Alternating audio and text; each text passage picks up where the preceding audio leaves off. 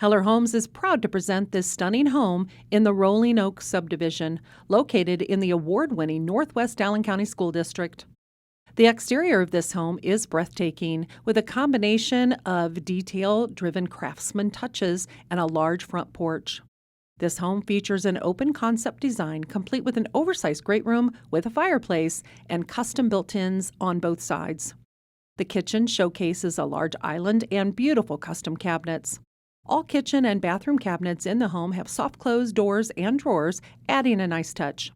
The eat-in dining nook with cathedral ceiling offers a nice place to enjoy meals. The dedicated mudroom entryway with lockers will keep you organized and is directly off of the 3-car garage. Also featured is a bonus office adjacent to the front door that could be dual purpose for use as a dining room, den, or playroom. Upstairs, you'll find 4 spacious bedrooms, and the master suite makes life easy with a double sink vanity, walk-in closet, linen closet, and step-in shower. This amazing home has it all, so check it out for yourself. Stop in during an open house on March 24th or April 7th. Call Jim or Christy Owen if you're interested in learning more.